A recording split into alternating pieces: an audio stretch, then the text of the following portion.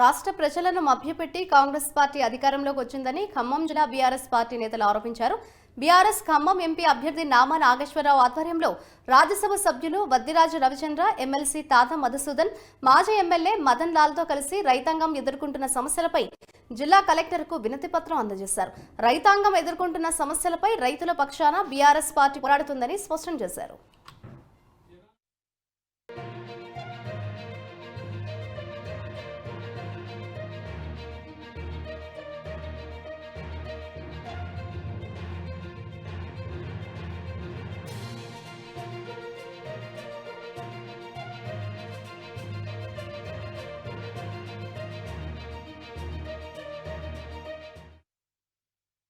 ముఖ్యంగా రైతుకి పెద్ద ఎత్తున నష్టం జరిగింది.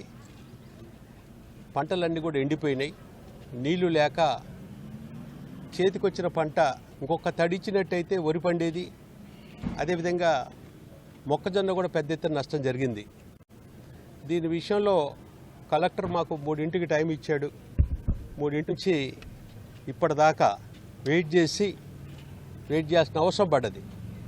మాకు టైం ఇచ్చినాక కూడా కలెక్టర్ గారు టైంకి రాలేదు.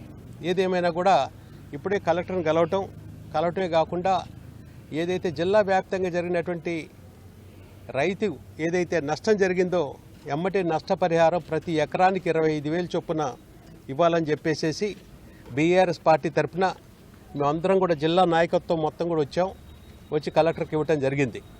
అంతేకాకుండా పంట కొనుగోలులో కూడా ఏదైతే ఈ ప్రభుత్వం 500 రూపాయలు అదనంగా ఇస్తానని చెప్పారో దాన్ని కూడా ఇమ్మీడియట్గా పంట కొనుగోలు చేసేటప్పుడు ధాన్యం కొనుగోలుకి 500 రూపాయలు ఇవ్వాలని దాన్ని కూడా చెప్పడం జరిగింది. దాంట్లో భాగంగా ఏదైతే నష్టపరిహారానికి ఇంతవరకు గవర్నమెంట్ నుంచి మాకేం రాలేదనేది, ఇంతవరకు అసెస్మెంట్ కూడా ఏం చేయలేదనేది కూడా చెప్పడం జరిగింది. కలెక్టర్ వెంటనే చెప్పాము, మీరు 3-4 రోజుల సంది మేము ఫీల్డ్లను కూడా తిరిగినాం. పెద్ద ఎత్తున నష్టం జరిగింది. పంట కోల్పోయినటువంటి పంట నష్టపరిహారానికి ఎమ్మటే మీరు అందరూ కూడా ఎస్ఎస్ చేయమండి ఏరియా అంతా కూడా అని కూడా చెప్పడం జరిగింది.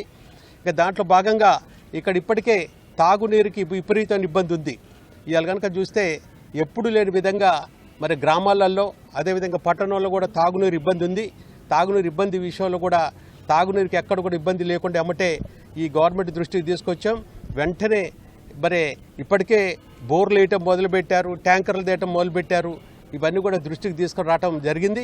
వెంటనే తాగునీరు సమస్య రాకుండా ఖచ్చితంగా కూడా తాగునీరు అందించాలని మా పార్టీ తరఫున డిమాండ్ చేయటం జరిగింది. మేమందరం కూడా జిల్లా నాయకత్వంతో అందరం కూడా వచ్చాం.